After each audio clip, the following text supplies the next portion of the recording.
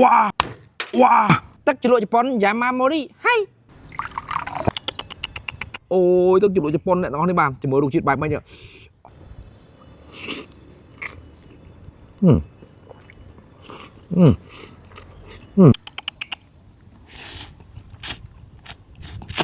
វ៉ាមីជាមួយនឹងទឹកជ្រលក់ជប៉ុនអ្នកនរនេះ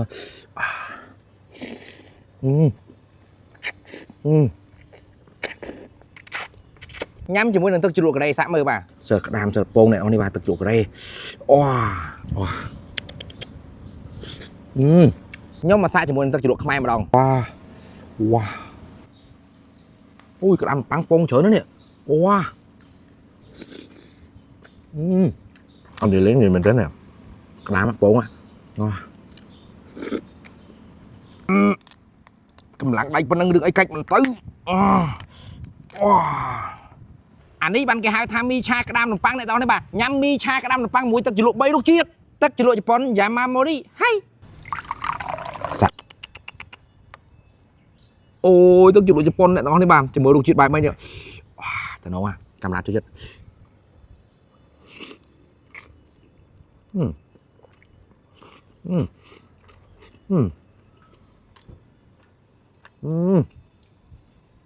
ពេញមាត់ឆ្ងាញ់អានេះបាទប្រហែលបែបម៉ាញ់នេះទឹកជ្រលក់នេះទឹកជ្រលក់ជប៉ុនម៉ាញ់នេះ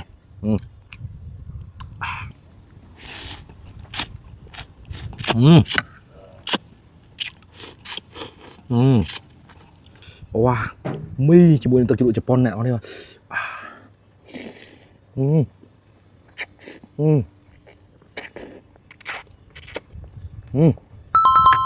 ឆ្ងាញ់លេខ1ទឹកជ្រលក់ជប៉ុនសម្រាប់ពុកម៉ែបងប្អូនអ្នកនេះដែលគាត់ត្រូវការដីឡូ10000ជាង10000ជាងអ្នកនេះបាទខាងមុខក៏ផ្លូវខាងក្រោយក៏ផ្លូវ20 ម៉ែត្រខាងក្រោយនេះគឺផ្លូវ30 ម៉ែត្រអ្នកនេះបាទនោះមើលផ្ទះល្វែងគេពងធ្វើនោះឃើញទេបងប្អូនអ្នកនេះបាទតំបន់សេដ្ឋកិច្ចភ្នំពេញពិសេសហ្នឹងហើយកុំភ្លេចបើសិនជាបងប្អូនអ្នកនេះគាត់ត្រូវការដីឡូត្រឹមតែ10000ជាងឯនៅកណ្ដាលទីក្រុងភ្នំពេញអាចតាក់ទងមកលេខទូរស័ព្ទខ្ញុំបានញ៉ាំមកទឹកជ្រលក់កូរ៉េជាមួយក្តាមនំប៉័ងអូយហើខកកាហាយហ្មង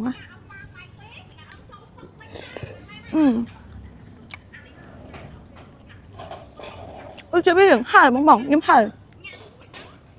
សមត្ថទៀតបងអូ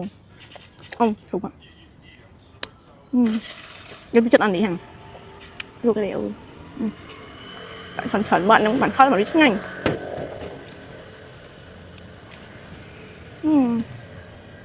អូយខ្ញុំនិយាយមកខ្ញុំមានអារម្មណ៍ថាខ្ញុំចិត្តទឹកជ្រលក់ហ្នឹងគាត់វារៀងហឹលចិត្តខ្ញុំរៀងហឹលហ្មងអត់ខ្ញុំហឹលមែនណោះចិត្តខ្ញុំចូលចិត្តវាតែវារៀងហឹលលក្ខណៈជាងមកវាអត់សូវផ្អែមពេកវាមិនល្មមហ្មងចិត្តខ្ញុំចូលចិត្តឥឡូវយើងមកញ៉ាំក្តាមនំប៉័ងជាមួយទឹកជ្រលក់ខ្មែររបស់យើងអូនៅដាក់ចឹងមកហើយយើងដាក់ចូលមកទៀត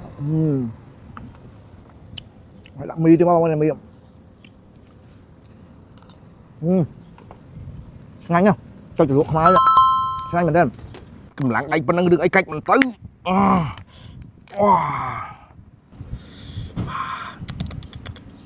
វ៉ាវ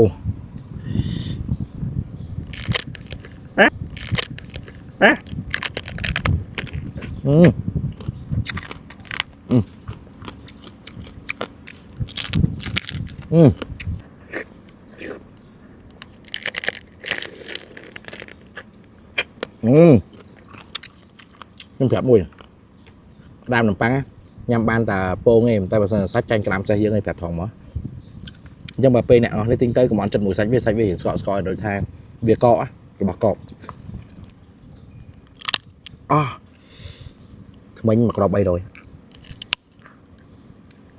ក្តាមនំប៉័ង1គីឡូ30ទឹកជ្រលក់ជប៉ុន